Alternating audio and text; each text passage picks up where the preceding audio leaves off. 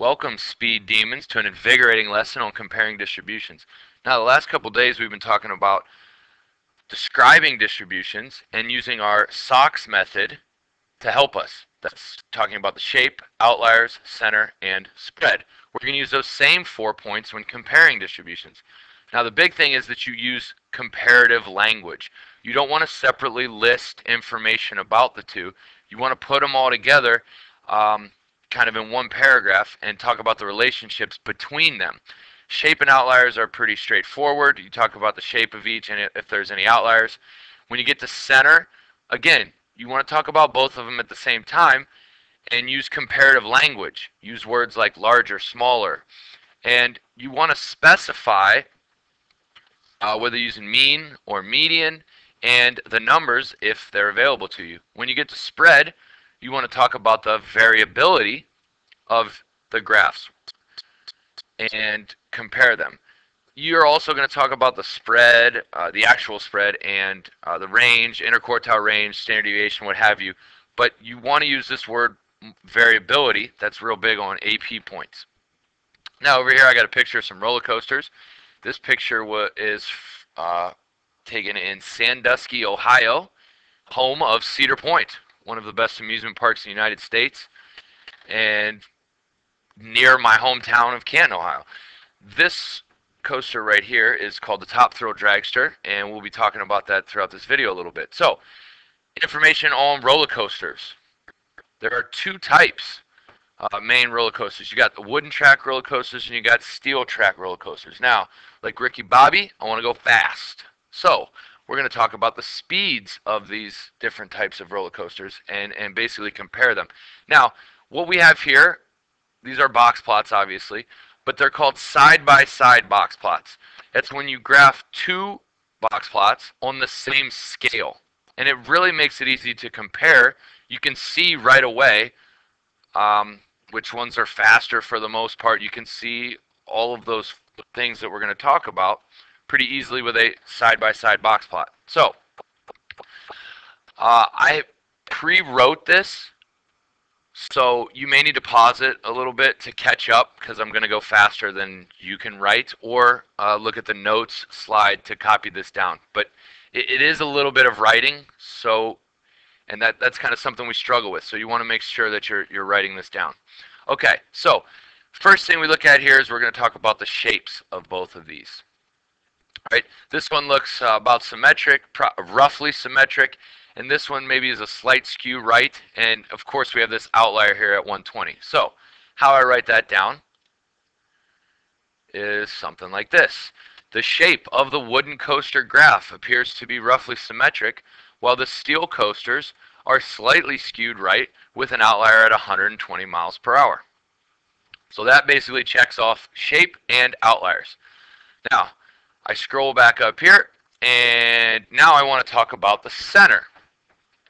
Well, here's the medians. I have those pretty, I can see those pretty easily. I can see that this median's larger, and really overall most of this data here for steel coasters are faster or larger than this data here.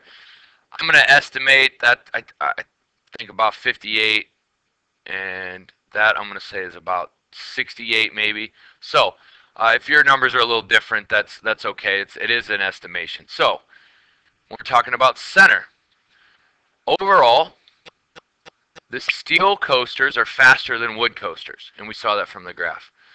The median steel speed, 68, is greater than the median wood speed of 58.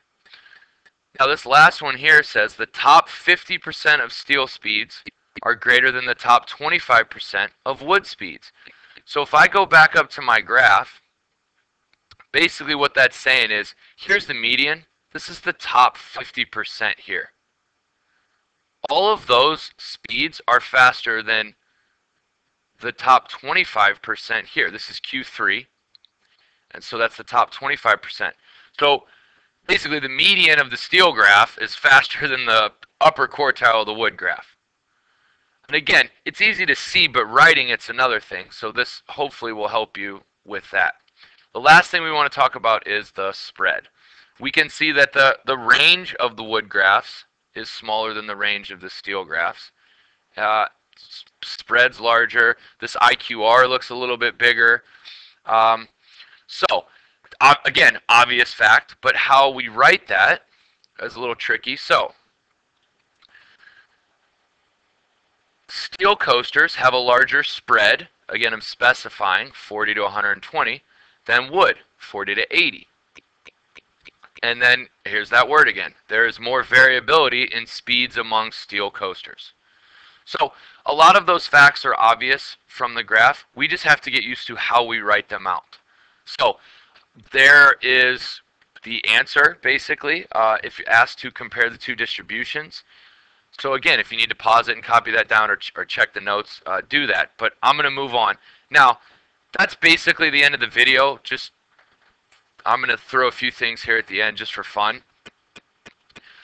Some of that information was got off this website here, which is record holders for all roller coasters in the world. And you can see that that data is a little bit old. Here's Top Thrill Dragster right here is now the third fastest at 120 miles per hour. So that was that outlier on that graph. Sandusky, Ohio. And since then, and again, it's old, 2005, there have been two faster roller coasters. Now, you also saw that that roller coaster was pretty tall, the Top Thrill Dragster. So if we go down to roller coasters height records, you can see that it's second, 420 feet tall. There is one faster, I think, or taller, which is I think the same one that was faster in Jackson, New Jersey. Okay, now the last thing I'm going to end with is a little video of the Top Thrill Dragster. So take a look at this awesome ride.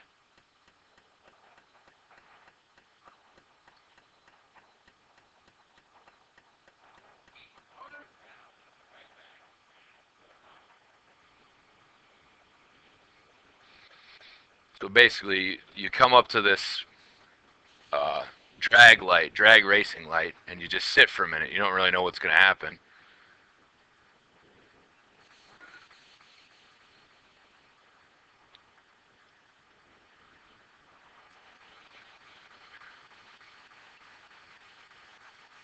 Straight up.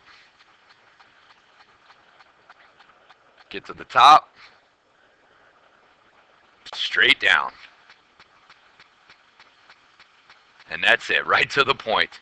Now that, you're going, like I said, 120 miles per hour, and it's 420 feet tall, and there's signs while you're waiting in line that say, if you don't make it to the top, don't worry, we'll shoot you back up. So you can actually see some of the coasters that don't make it to the top, and they got to be shot back up again. Hope you enjoyed.